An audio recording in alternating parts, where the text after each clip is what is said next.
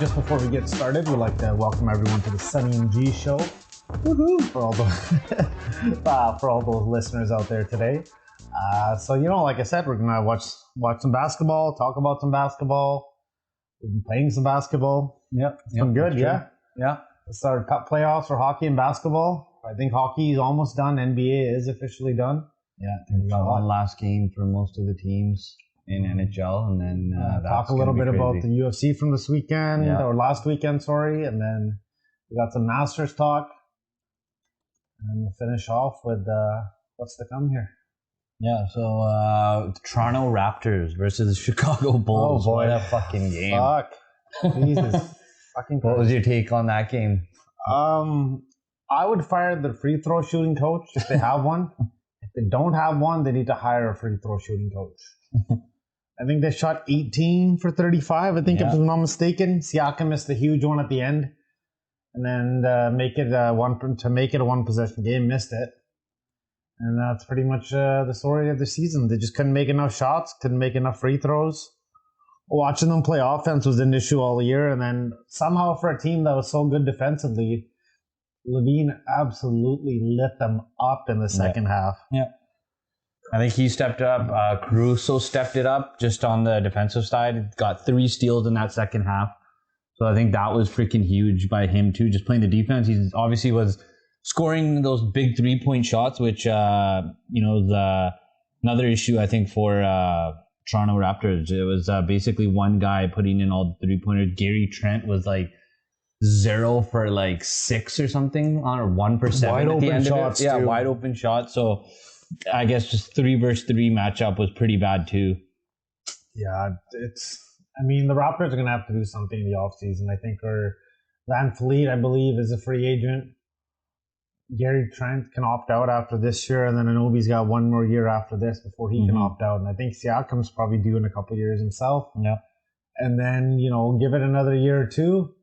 After next year, what is this? Scotty Barnes is going to be eligible for an extension too. Yep. So you're going to have to start paying these guys pretty soon. And for what they played like this year, I don't think they're worth the payment right now. No. Oh, no. So, especially looking at this last game too, and some of these stats, like Alex Caruso leading in blocks, DeMar DeRozan with 2 himself. And like, you could just tell right here where the defensive side was at. Basically all these big plays at such big crucial times. You got 3 guys that basically had 7 just for Chicago. Well, and then he also killed it on the other side too. I think he picked up another 2-3 steals at the same time. That's that's pretty impressive for a guy his size, and he absolutely played his ass out today. Yeah, no, they definitely, Chicago looked like it was going to be a lopsided win. Everybody's starting to put their money on a pretty big handicap for Toronto, but it definitely. I don't know how the hell Toronto was favored by 5 points. That was way a straight too much. Pick 'em at that time. Yeah, that was just way too much. I mean, if you're going out there and you're risking big bets on one of the teams, man, you got to be some sort of degenerative gambler at this point. Hell yeah. So I think it was like a -5 or I don't know how they were 5-point favorites, even though it was a home game, but yeah, no, that was a crazy ass game, crazy little finish there that they just couldn't put together. Even Siakam with that 3-point free throws, he got 3 free throws out of that, and he put in 1. The first one, misses the next 2, which just screws them over at a chance of at least trying to bring something back if the other team scored there. But no, that was the story. That was the reason they lost the game, is with all the 3-pointers. The 3-point shooting was pretty good today. I think they shot a pretty good percentage. I think for the guys that were scoring, they did their job. But guys that they have for 3 points, like Gary Trent, don't have enough of them, man. They just don't have enough of them. You're relying too much on that one guy, and by the time that Fred VanVleet has to shoot, he's getting like double or triple teamed in those plays when they know they need another 3-pointer from him. Yeah, it's a pretty tough. They're overall, the Raptors, I think, had one of their. Well, they started off really hot. I think they were 8 for 19 for the free throws, and then after the hot start, they went 3 for 12 the rest of the way. Yeah. So there you go. They were great. And then the offense without the 3-point shooting, they just don't have it. They missed way too many free throws today, as we talked about before, and then that was the game. They did well everywhere else. They got some good. They out rebounded them, and they still shot better on the 3-pointers than Chicago did, but. As we were mentioning before, the free throws is what killed them. So, we'll look and just pulling up the numbers here. Chicago went 18 for 22. Holy shit. Guess what? Actually, Toronto 18 for 36. Both Same teams amount made of us free points. throws except one 14 more attempts. No wonder you guys lost the And game. out of by those 4 14 attempts, literally even half of those went in. It was game one. There you go. Just half of those extra. They just needed another 6 points. That would have been 75%. That would have been enough to probably win the game at the end, too. Oh, my goodness. So we can talk about this game still going on, a little bit backtrack. One more point. Got to give it to Chicago, man. Yep. They were hanging around all season. Yep. Everybody thought they were dumb to go for it. I was one of them. I totally thought they would have been doing a tank job, but only Dallas decided to do that this year and try to get a top 10 pick. So yeah, true. But good for Chicago. Now they're playing a beat up old ass Miami team here on Friday, and that's going to be another matchup. Really good matchup. The funniest thing was before this game, I don't know, somebody sent it to me where basically Toronto is going to have to go through two you sent that one, right? Two Toronto players. And it looked like at halftime, they were going to get past that one, and it was going to be Lowry against the Toronto Raptors. But now, two ex-Toronto guys, I guess, will be battling one another. They're up fucking 19 points in the third quarter, and they absolutely just blew it faster than the Minnesota Timberwolves did. Blew it. That was bad. I mean, well, hey, if we're talking about this play, and might as well go over some of the other ones, too. Yeah. We'll talk definitely about what's already kind of happened with the Lakers. Kind of slow start against a team that was, pretty much on fire even at the end of the season. They were, but they were missing. Two guys punched themselves out of the game. Yeah. That was crazy. Gobert lost, I don't think it was the big one. It was that McDaniels, for some reason, thought he could punch through the wall, or many guys do that. Why are you find a pillow, find some sort of stress where you can punch, man. I think the last 3-4 years we've seen that happen. Now somebody that's going into the playoffs or big games, and they end up punching a wall. And it's the same thing. They fracture. I think Blake or somebody hit a fire extinguisher one year, or Amare or somebody like that too. Griffin had all these guys, why are you punching things? Well, I mean, then Gobert, it's you know what? I'm not going to punch anything. I'm going to punch a teammate. But then I'm going to back up too. I'm not just going to punch the guy. Yeah. I'm going to start turning backwards. That was the weakest punch I've seen. Then the guy, his own teammate, pushed him out of the way too. Everybody defended Kyle Anderson. That just shows how much they don't really need Gobert. They don't. Which going back is now becoming an even worse trade. No. I mean, you wouldn't even do Walker Kessler for Gobert 1-for-1. No, that was bad. That's a really bad trade. And then on top of that, now you've got all these assets they could have used towards getting other players. Yeah. Imagine if they picked up Donovan Mitchell instead. Donovan Mitchell, Anthony Edwards, Cat. Yeah. And then you got McDaniels, and then you got another, maybe, try to find some more wing guys around him too. But straight up. But it was a good game. It was good how Lakers kind of turned that around and just went super defensive in that third and fourth. I think in the fourth, they only let them score 14 points or something like that. Yeah, I think they went 6 minutes without a field goal at one point. Yeah, at one point, they were just stuck at 95 points and let Lakers just come right back in there. It's crazy. That was a crazy little... I mean, that was a game the Lakers should have, played better to begin with. But Minnesota played with heart, man. They did. They definitely played with heart. And... having what's his name, Edwards, that kind of injury, horrible. That injury that's been. He was bad before that.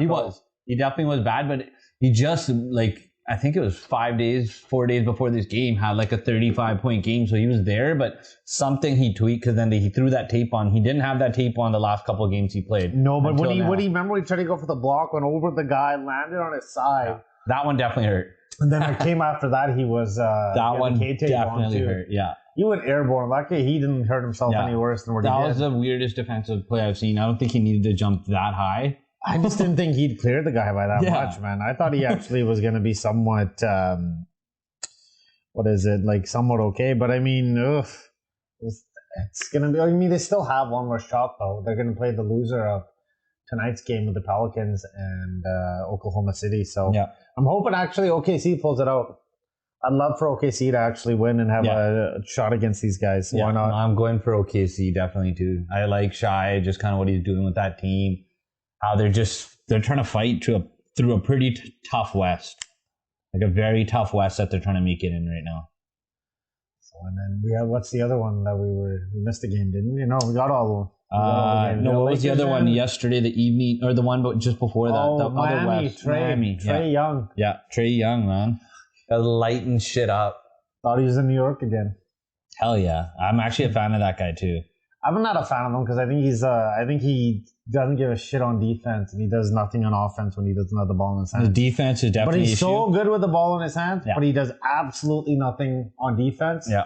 Even all game, they're like every guy that they kept on putting him in a pick and roll. Yeah. Like Lowry lit him up. Lowry's like fucking 35 years old. He's lighting Trey Young up for 35 points. Yeah, I was watching that too. Like every guy he guarded basically on those pick and rolls were just pushing it right to the paint every single time on him. Easy buckets, but the good thing was that on the other side, these guys are coming back with at least 3-pointers and all these other things. Miami just had no shot. That's been their issue all year, just like the Raptors. They're a brutal 3-point shooting team. They can't shoot threes.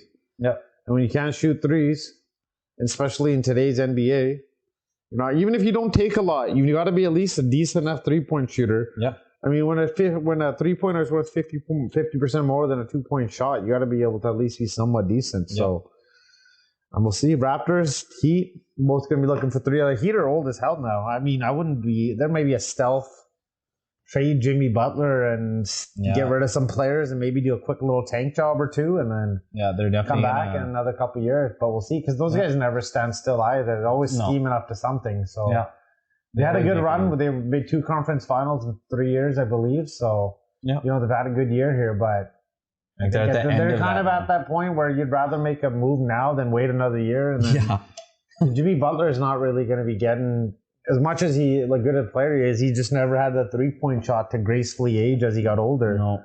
He's always going to miss games every year too, right? Lowry's missed a bunch.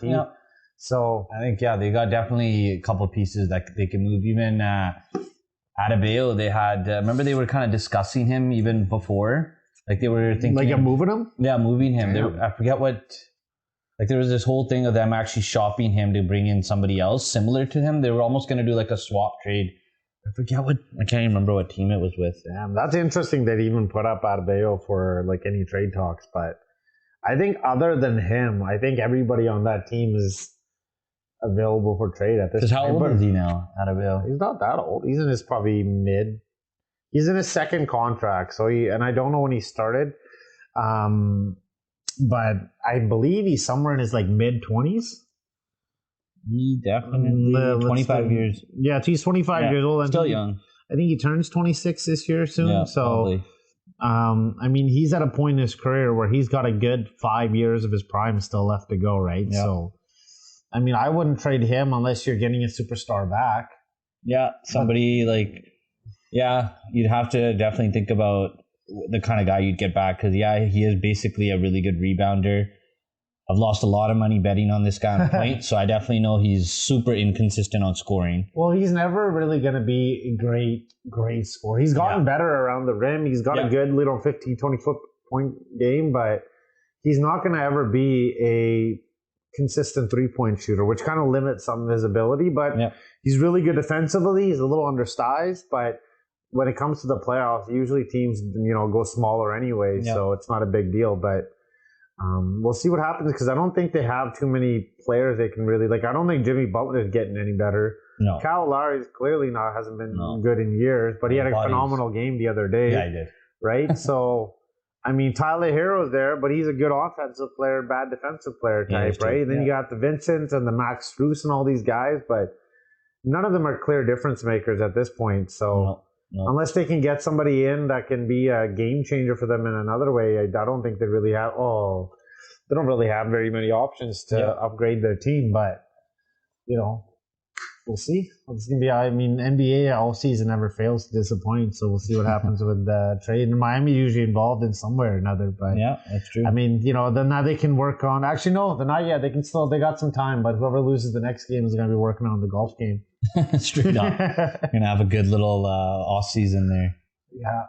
So what do you think about Chicago versus Miami? We've kind of discussed the matchups that have already happened, but the one that's still going to happen. You know what? I think I still want to say I'd give it to Miami. I mean, I think they're going to have a better game plan for Jimmy Butler, but then they just got lit up by Trae Young. So who knows? Like, what am I to say, right? Yeah. And I thought the Raptors had a decent chance to beat them with their wing defenders, and Levine and DeRozan still got the job done. So. That's true. And that's the other thing. That's, I think, where it's going to be is Miami's going to have to guard those two guys. If you can't guard Levine and DeRozan, just like you couldn't guard Trae and Collins there in the paint, you're just going to be giving up these crazy amount of points, and then it's just hard to catch up. And if those guys catch on fire, we saw what Levine did today. The guy only missed, I think, one of his free throws. Yeah. And he had like 12, 13 free throws. So it's like, that's a lot of points just off that. Majority of the free throws were him. I mean, he only got 22 and he made a majority of them too, right? Yeah, he did most of that work there on those. I mean, that's the thing is Miami's been kind of a good team, bad team all year. They've had some good stretches. They had some bad stretches here. They're getting a little older, but I mean, they still have, I think, a shot to... I mean, there's still the Miami Heat, and I wouldn't like put it past them to pull off an upset, but I mean, the chances of them doing that are getting slimmer and slimmer each time we watch them play, especially because they're going to be playing on Friday, and then I assume they're probably going to be playing on either Sunday or Monday after that. Yeah, I would think they would throw it into the Lakers. Or actually, yeah, they could throw it in when the Lakers also play too. Yeah, they might. Well, the NBA usually in the first round, there's some games where they give them like 2 days off between series and stuff like that. So, I mean, but again, it is an advantage to the number 1 seed now for these guys to play 2 games in a row before they face them, right? What if so from today's games, whoever wins, is it going to be pushed into that Friday? Oh, everybody's in the Friday play-in then? Yeah, there should be. I believe they should put them in the Friday. I think the winner of this play-in is the late play-in game. So the first game probably going to start at like 4 or something, and then the Friday game probably starts at like 6:30. Yeah. Because the first playoff game starts on Saturday, and then the next ones are on Sunday. So I assume the winners of the Friday games are probably going to be playing on Sunday. Yeah. Most Sunday. likely both of them, right? Because I think there's a couple time slots still not filled out just yet. Yeah, so we got a late one still on. There's probably going to be maybe one of the games is like a 7:30 game, and then there's probably going to be like a 2:30, 3 o'clock something game as well in between, right? Yeah, especially for all those other ones. But yeah. And then what about, I guess we could talk kind of about some predictions of what we think the teams that are all in the playoffs, what's going to happen with the first game. I'll ask you, what's your, is there a series you're looking forward to the most out of all the potential ones going on right now?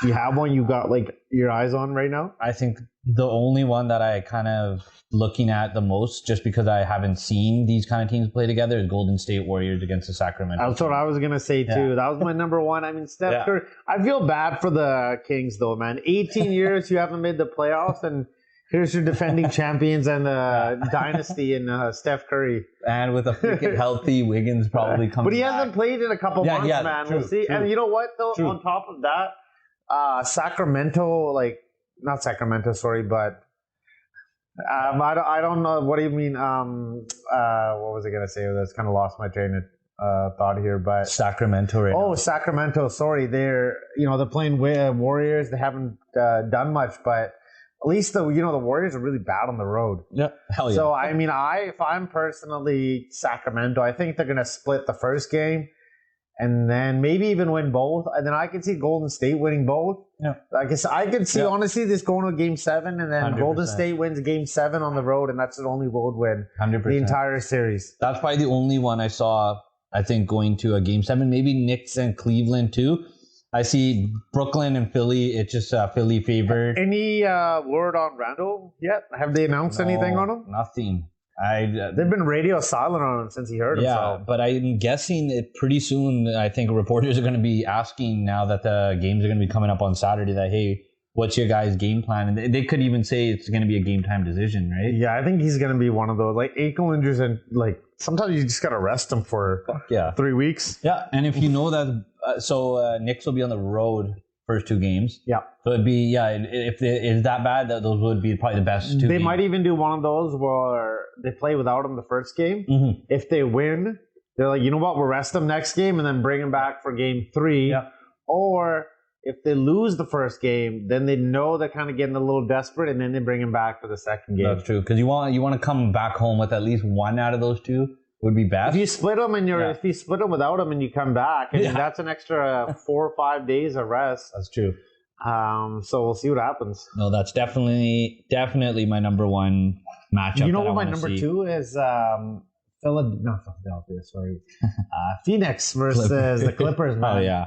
Both teams with the amount of picks they've given up for their respective superstars, right? And one of them is going to be knocked out in the first round. Yeah. Hopefully, Paul George can come back. He said he's out for the first round. Oh, he's already been ruled out.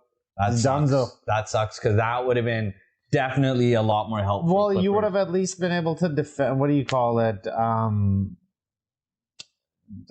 He could definitely. I think he is at least a decent defender. He can actually play both sides of the ball. That two-way style. Like, obviously, he's getting older and all that, but he's been, when Kawhi Leonard was out, he was up for the task of getting those dubs and wins, right? Yeah. It's crazy. That's just crazy. So, what is it? We're just a quick note of the Raptors game. They were showing DeMar's daughter in there too, and every time Raptors would be taking free throws, his daughter would be screaming, and so I guess it helped today. They shot 50% of the line, man. Front row seats. They got beat by DeMar's daughter, DeMar DeRozan's daughter. Say well, that definitely somebody put some kind of little hex on him. Man, you know what? On top of that, how the hell do you hear it's a little kid like that the whole time, man? You got to be a little louder than that, Raptors fans. Yeah, straight up. You like your DeMar's daughter, man? But when a girl screams, like, a girl can scream pretty loud. I know, but the vocals to like project this like. I crazy... understand that, but where's the Raptors during the entire situation on this? Where's straight up at home? Like, drown her out, man. Somebody give her, like, I don't know, some candy or some popcorn or something. Let her stuff her face or something, man. Oh, you remember that one old show? It was like an old black show. Blackish? No, it was Steve was the guy. Remember he was that funny, nerdy Uncle, Steve? Family Matters? Family Matters. I saw him sitting 5 seats to the right of Nav, the Bhatia guy? Yeah. Sitting there, and I was like wondering, I was like, wait, that guy looks so recognizable because he's, kind of gained a little bit more weight, a little different looking, but still the same face. I don't know if he's from Toronto or he's just maybe from Chicago or something, one or the other, for him to randomly just be there. Yeah. So speaking of playoffs, how are we looking for the NHL this year? It looks like Boston's a favorite. Boston is probably one of the biggest. Well, they have the best. They're the best team of all time, technically, right? They broke their record for wins, points. I think they might get winning percentage here soon too. Like they're broken almost every single record. So, and I think their first round matchup is probably going to be Islanders or Panthers. I think at this point, Islanders are in, and I think. Pens got eliminated, and then I believe it's Florida's in right now as well. Yeah, Florida's in, and the biggest thing is now who's fighting for that last spot is Pittsburgh has to win. Pittsburgh's out, I think. No, they have to win their last game, and Florida would have to lose their last game. Are they? Oh, I thought it. I thought I was reading somewhere that they've been eliminated. Oh yeah, I don't know how they lost against Florida in the season. And I don't know how what the tiebreaker is, but I'm pretty sure. Right here it says throws it right beside it, the X. Yeah, they've been eliminated. They've made the playoffs. Yeah, I mean, good for Florida though. They had a pretty shitty start to the season. And they ended up doing pretty well anyway. So they were pretty damn good scoring-wise the last couple of years. So I assume with the way Islanders...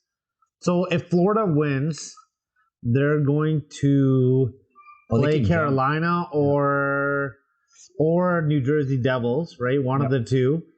And then the lowest seed is going to play the first-round matchup against the Boston Bruins. So best of luck. Against the juggernaut Bruins right now. Yeah, that's going to be a crazy one.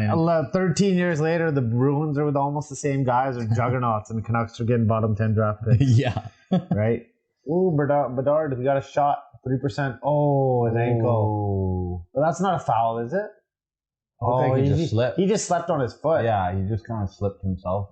Watching the game in the background for everyone. OKC, New Orleans, 98-91 for OKC right now. Yeah, are you cheering for anybody in particular? I'm probably going for OKC. I want Shai Alexander to get somewhere. Oh, he's coming back on again. Well, I mean, you got to represent Team Canada. But But sometimes if I'm using that logic, that means I'm also cheering for the Memphis Grizzlies because they got Dylan Brooks, the other Canadian boy. Oh, God, Dylan Brooks, man. Did you hear what Draymond said about him? No. So he had Lauri Markkanen on his podcast, right? And he's like, I like to bring guys on with a little bit of a resume to my show, right? Because I don't like to bring nobodies like Dylan Brooks. He's like, you gotta have somewhat of a resume. You can't be a Dylan Brooks and expect to come on this show. Yeah, and that makes sense. So just the way that he actually had to make a comment right away on wanting to face LeBron, and that he got LeBron. Now, can you back up those words? And even if you do back up those words, how you're talking about that resume, there's still have to get somewhere to put something on that resume that we won a conference or we won the championship, like something. Well, they could be one of those teams who gives a banner for making it to the second round or something too. I don't know. You got a banner just hanging. Yeah. Memphis made it finally to the second round. Like quarterfinal, semifinalist or something like that. I don't know, some bullshit award. Oh my goodness. So we can kind of go a little off topic on a totally different sport and go back to the UFC, one of the craziest UFCs we've had in a while. A lot of the last couple ones, I think the last 4 or 5 have been like pretty big fights, and they've all been pretty bad because all the champions have not been able to secure their championships. But that sometimes makes it more exciting, man. It does. As long as it's a good fight. I like it when titles change hands. Right? Obviously, you don't want it like every single time because you want a little bit of who's the top dog in the division. But it was nice to see, the champions looking out the champions and Adesanya, champion once again. And doing it on his feet, which nobody thought he had the power to match Alex Pereira. Just because of what Alex Pereira has done to this guy before they got to UFC. He got knocked out. He's been a menace to him since they were in their kickboxing days, right? He lost to him 3 times in kickboxing. And it was 2 times in kickboxing and once in UFC, or it was 3 times. He's definitely lost him once in UFC for sure. I think it was okay. Let's just say at least 2 in kickboxing for sure. Yeah. 1 was a knockout, and then 1 was just overall on points. And then again got knocked out in the first UFC fight between them and proved everybody wrong. Everybody thought that this guy was just going to try to kind of hold him, maybe do it more of a striking match of just getting the punches in and getting points. And the funniest thing was the finish. The finish of that fight was in the exact same position he got knocked out. So he did the exact same thing, that kind of putting the hands in the front, taking the damage and making it look like he was injured. Yeah. And he tried that actually in the first fight, and it didn't go his way, obviously. And this one, it goes his way. Damn good I missed that fight. Unfortunately, I was out in Vegas and I didn't end up catching that fight. So I was doing my It was actually a really late fight. I was hoping that fight was going to be in Vegas this weekend. I wanted to go to that fight. When I found out it was in Miami, I was disappointed. I was kind of expecting it to be a Vegas fight because the only guy from Miami is Masvidal. And he's a huge guy. He's a huge guy. Oh, he drew a freaking crowd. And he got the respect because Gilbert Burns is like that, Brazilian background. I think he's a mix of Brazilian and something else. And, that's what Miami is. They got a lot of freaking minorities there. So it's like both guys were being represented pretty good. And that was a sick fight for Gilbert Burns to finally kind of get back on that winning block and now start kind of moving his way to getting one more chance at competing for a championship. Well, I assume Adesanya and Pereira are going to fight again at some point here. So when was their fight before this? Like how many months has it been? Because they usually like to space them out an even amount. I remember. It hasn't honestly been too long. It's probably, he got knocked out sometime last year. End of last year, sometime he got knocked out. So probably been at least a good 4 or 5 months minimum. Yep. Yeah, so I expect the next fight 4 or 5 months from now probably puts it around August, September, October. I guess sometime in that little range there. And I wonder if they're going to go right away for a trilogy fight since both guys are 1-1. We don't know who's the better fighter overall. Well, it depends on, I guess, how long they want to wait. Because if they do it 3 months from now, that's on the UFC Supercard. Yeah. Right? The one they do during fight week. Yeah. But I think they usually like to give them at least a few months before... in between each fight. So I expect them to at least for 4 months. I expect sometime in August, September, maybe even October. Because they're going to have a couple guys that are going to end up fighting before them. Like Usman's going to have to fight. Sterling is going to have to fight. Leon Edwards is going to have to fight. We got John Jones is obviously going to have to come back even before this guy. I wouldn't even be surprised if they make Gilbert Burns. Because he's welterweight. Never mind. He's just in a different weight. Yeah. Never mind. I thought for some reason he was in that same class. He looks like a freaking giant. Right? Yeah. You see him on fight day, obviously his weight goes way up. So he could be fighting in a heavier who do you weight class. think deserves a shot after Adesanya and Pereira go again, right? Because they're gonna have one more fight. Then I assume the loser of that is probably going to still be around one of the top contenders in that division, right? Yeah. I mean, I don't follow UFC as much as you do, but I know that they're probably looking at setting up another fight next after that. Definitely going to be a few different guys that are going to be part of that middleweight class right now. So obviously, because you've got Adesanya, Pereira, and then those are your top two, and then you got Whitaker has been around, man. He's already always around, this guy. So, He's always around. And then who else you got? Vittori?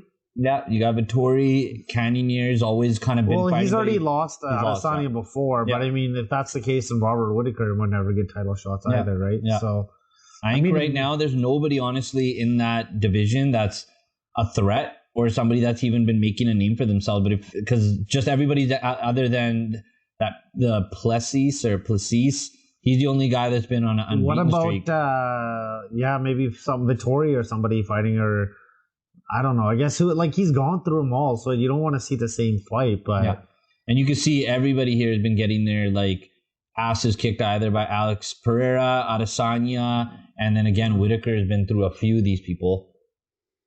But yeah, it's that division's gonna be weird. I think just looking at the division, they're gonna have to run that one back before somebody else gets a chance. Just because you don't have many guys that have been showing that, you know what, we're next in line for that championship. 1 point game here in New Orleans. Oh damn, they brought it back. And still a lot of time too. I got lots of time, I know. Okay, we could talk one definitely subject is the Masters. Such a freaking big weekend. And a crazy weekend too, with all the delays and double plays every freaking day, having to finish off rounds in the next day. And it was one of the highest ranked Masters in 5 years. Yeah, it all played out at the very end, and everybody wanted to see that Liv versus PGA matchup, which we haven't been able to see obviously in the PGA just because of the two different leagues kind of battling one another, and now being at the same arena and seeing how many Liv guys still have the fucking game in hand. Yeah, well, I mean, Liv did pretty well overall. I mean, who thought that Mickelson would probably be the best person on the... Yeah. I mean, if you second and third went to Liv, if you want to rank them, and first and fourth, and... You got Reed that's in there. So Reed came in for... How the fuck did he finish -7 out of nowhere? -4. I don't think he was talked about all weekend, and all of a sudden he ends up tied for fourth, just like that. He had really average all 70-plus rounds and comes in with a 68 finish, which... When you look at other tournaments, guys are usually scoring, it's crazy that Rahm even got to -12, first of all. Usually at a Masters, most of the time, guys are fighting for a -5, -6. That's why we would have seen guys like McIlroy, all these guys not actually get cut, even though they had bad scores, like a +4 or something like that. But just because guys like Rahm, Mickelson, a bunch of these Henleys, these young guys, Hovland, Scheffler, they were scoring such high rounds in that Friday that a lot of guys just got booted out and weren't able to make it in the tournament or get a chance to do a comeback. Thomas tanked it too, and then he let Tiger in. Yeah. And then Tiger pulled out anyway, so that went nowhere. That sucked. That's actually another story of, is Tiger going to be able to compete in the future in these kind of conditions? Because he's had to play... It took obviously if they played 4 days straight, I think it would have been a little bit better on his body. Yeah. But the weather coming in, it got rainy. The cold pace weather. Of play, cold weather plays a big part on your bones and all your that's the bruises. Other thing too is he's gotten so many leg injuries, right? Ever since he won the major, or I think it was the U.S. Open towards ACL. Yeah. He's had so many leg injuries. His knee's been compromised ever since, right? Yep. So for me, I think...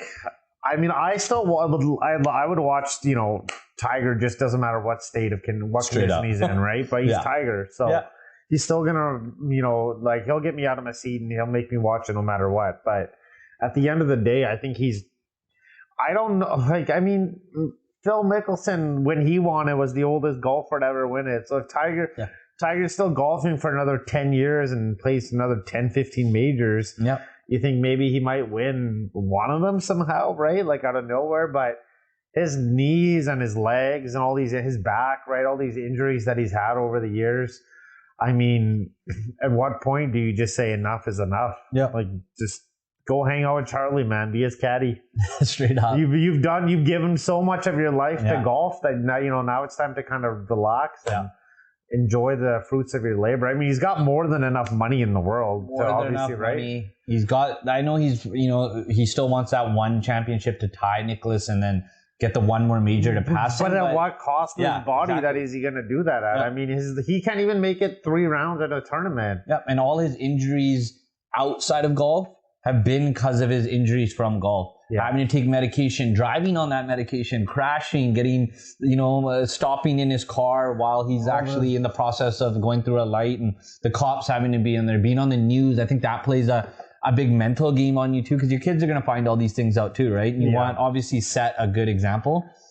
And then the other storyline I think was Koepka, winning the last live tournament just before Masters. Yeah. But being so used to playing 54 holes and not playing A to 72. Yeah. And B, just not having to play, multiple times in the same day, I think was a big freaking thing for this guy, because we've had weather conditions suspend play in a couple of PGA tournaments. So Rahm and all these guys are used to having to play 2 rounds in that same day. Yep. But live, it doesn't matter if there's rain, whatnot. They play 54 holes total. So it's so much easier to play over a weekend. Your body's not as beat up. And I think that's kind of what happened to Koepka. And the other thing was, it was actually one of the first tournaments in a while that they've actually had to really talk about it again, is pace of play. Yeah, well, he called Patrick Cantlay had to be called out. He was playing so slow that Rahm, actually, they said, Brooks said he went to the bathroom 7 times. Yeah, I said Rahm went to the washroom. And Rahm went to the washroom 7 times. And he's like, that should show you that somebody shouldn't be able to go to the washroom that many times. And by him going 7 times, he's able to, release that kind of tension he has at peen, which could fucking affect you at golf. Because you're like kind of, jumpy. You have to kind of go, and you're like, should I go or do I have momentum? Yeah. You actually got to break every time to go rest, kind of take his time, come back. You're good to go. You take your shot. You know where you're at.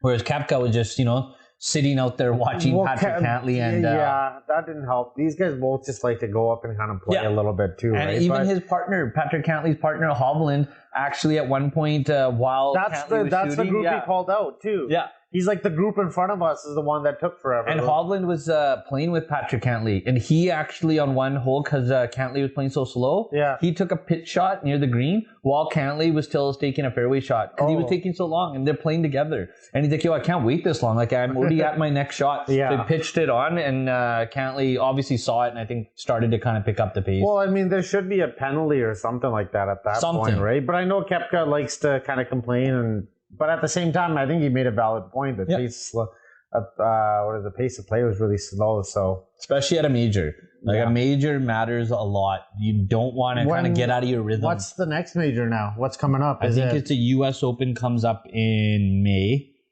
and then June is the PGA Championship, I believe. Damn, June already, eh? And then July will be the British Open. And that one's being played at this one course in England. Oh, nice.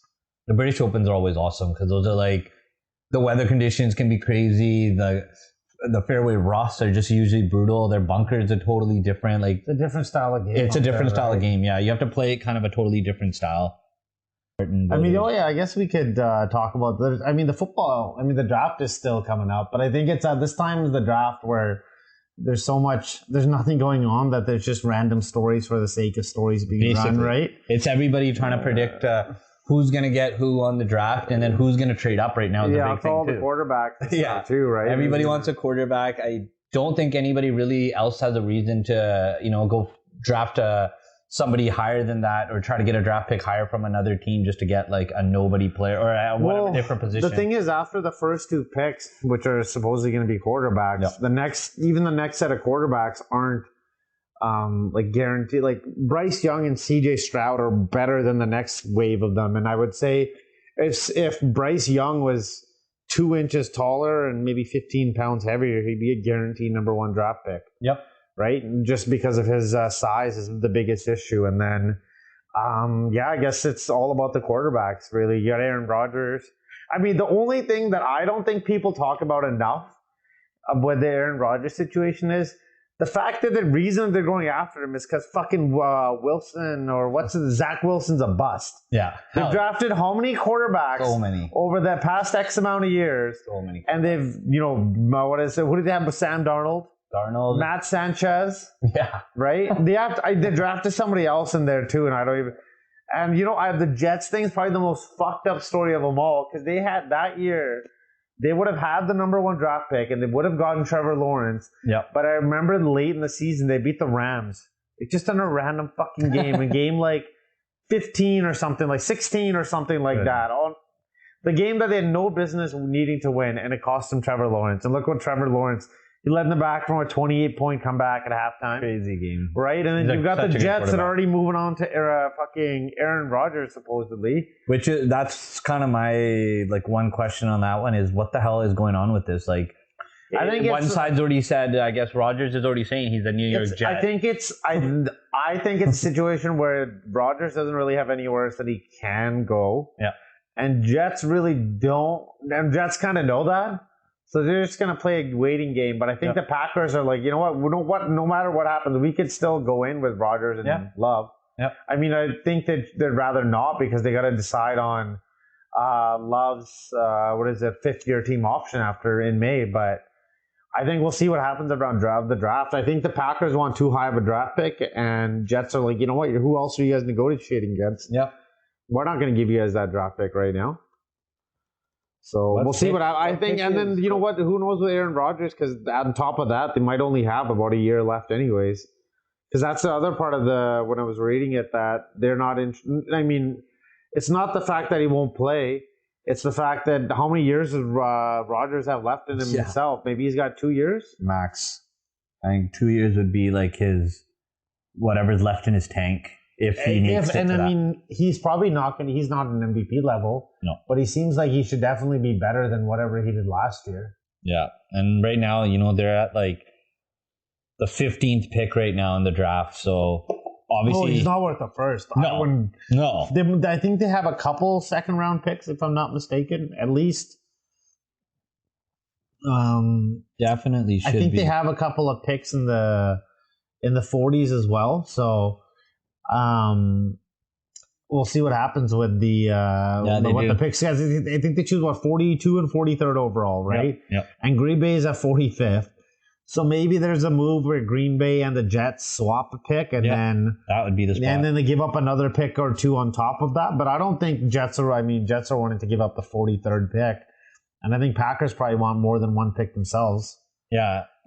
I think Packers right now they're actually looking for a 2023 second rounder and a 2024 guaranteed.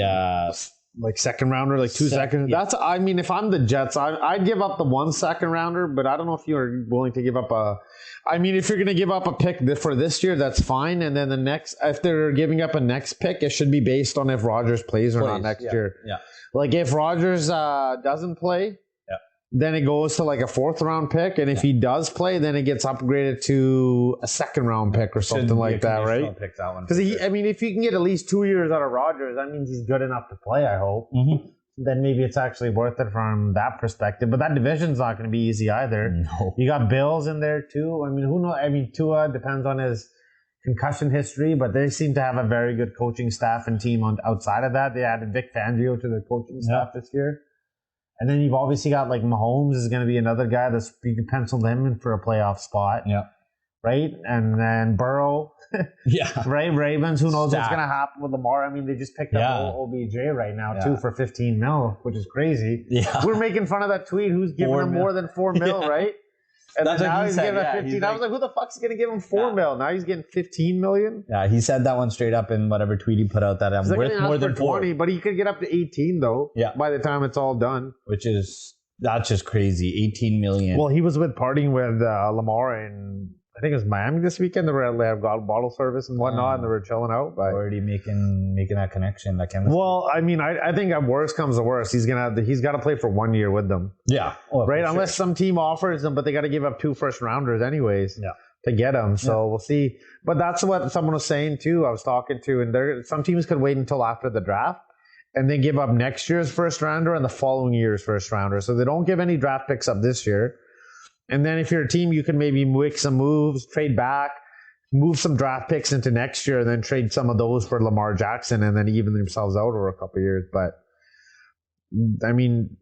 on top of that, depending on what happens with Cardinals and Indianapolis is another team. Yeah. Right? There's not really a whole lot of options. Lamar's a great player, but some teams contractually just don't have the resources to go get him right now. Yeah, it's crazy that Seattle, within the first 50 picks, has 4 picks themselves. They got to do something with it, man. They have to. This is their, make it or break it. This is their year to build that foundation, and then if they can turn it into like, you know what happened last time they got these guys really young, right? Yeah. They ended up having 2 Super Bowl appearances, multiple semifinal appearances. They got a title out of it. Yeah. So they're going to have to do some work. Right. They had a pretty good 10-year run prior to Russell Wilson's trade. But then now that trade set them up for how many years going forward with the draft picks they got too, right? So, I mean, I almost want to say if I was them, I would, if they have a quarterback they believe in, and that's not named, Stroud or what is it, Bryce Young, make a move, man. Yeah. Make a move. You're not going to be drafting this high ever, I think, again. That's what Carroll was saying. It's like it's a unique opportunity for the team to acquire one. But they also, like you said, they've got draft picks in the top 50. If they wanted to move up then again, I don't think Arizona's want to give them a draft pick either. Right? I don't think Arizona's like, here's a franchise quarterback. Yeah. Sure. Especially being in the same division, that'd be a tough one. I mean, based on that, and then you're number 4th, you're Indianapolis, right? So if they have a quarterback they believe in, they're probably going to go up to number 3.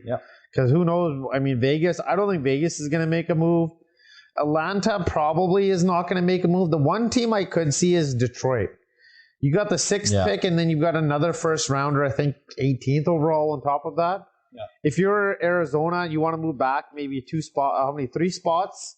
You pick up a first rounder, and then I'm not sure what if Indianapolis would have to give up another pick, or if you're Arizona. No, they have Detroit. Sorry, has 2 first rounders. Yeah, right. So they can give up the 6th and a 16th. Sorry, not Indianapolis. The 6th and a 16th, and I think that seems like enough compensation. I mean, I haven't looked at the draft chart and seen if that's a comparable deal or not. But at the same time, I would say that seems like a fair trade for Detroit if they really believe in a quarterback this year, right? Because they're probably not going to be a team who's picking that early either. They only got that because of the Rams trade.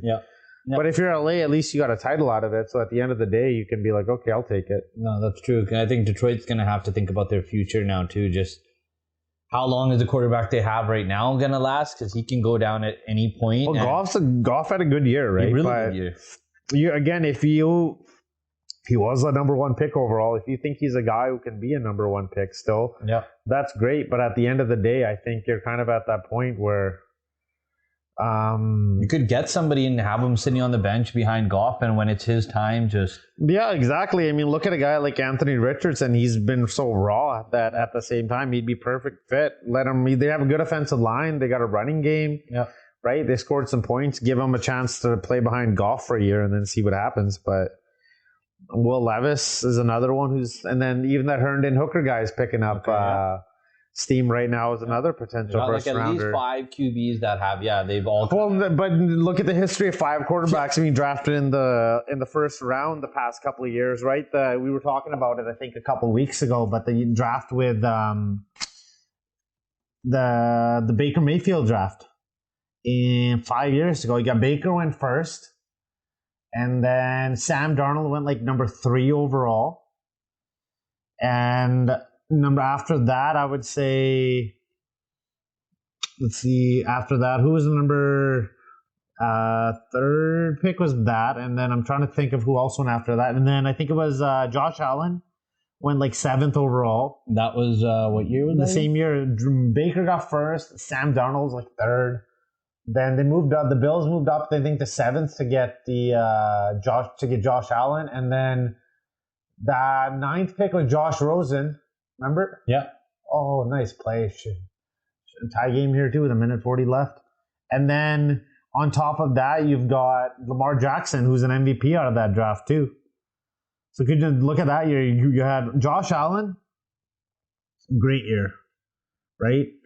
And then on top of that, some of the other guys, not so many great years. 2018, right? 2018, right? Look at that. Look at all the quarterbacks that got drafted at the top, and only 2 of them became legitimate quarterbacks. Yeah. Josh Allen, 2 out of 5, right? Josh Allen, Baker Lamar, Mayfield, the top 2 quarterbacks, both ended up or bust pretty much. Baker's still around. Darnold's still around, but they're on the 2nd, 3rd, however many teams they're on now. And then you've got on top of that, 2019. Josh Rosen, he had like 1 good year. Yeah. And then he was done. No, he didn't have a good year. He had one bad year, sorry, and then they moved on to Kyler Murray the following year, right? Kyler Murray. Then they had and even looking at that, 2019, the top two guys are decent.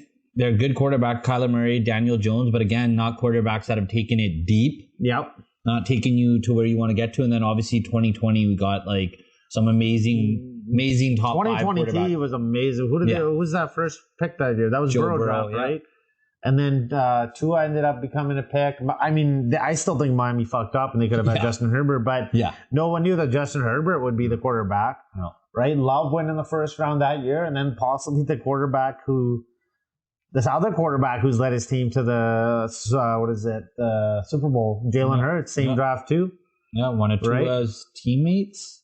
No, they all played together at one point. Alabama, one point, right? Yeah. Alabama he left, Tua, and then Hurts, and then I think somebody else. There was one more guy that's playing right now. Was it Bryce Young? No, it was Mac Jones. Yeah, Mac Jones.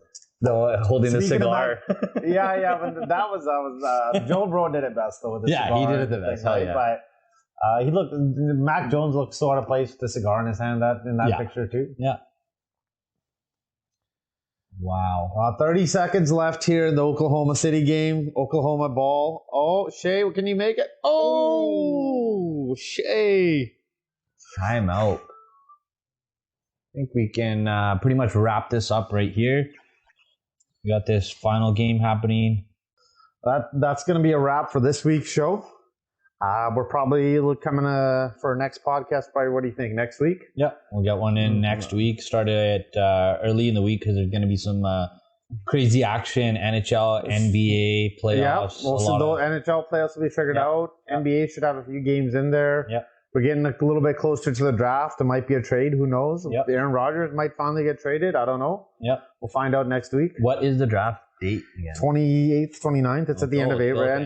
April here. He's still got, a couple weeks, I think, until the draft? 3 weeks at least? 2 weeks, good 2 weeks. So there's going to be a lot of chatter. We have a lot of time to come up with that as well. All right, perfect, guys. We'll see you guys next week. Take care, everyone. Enjoy your weekend.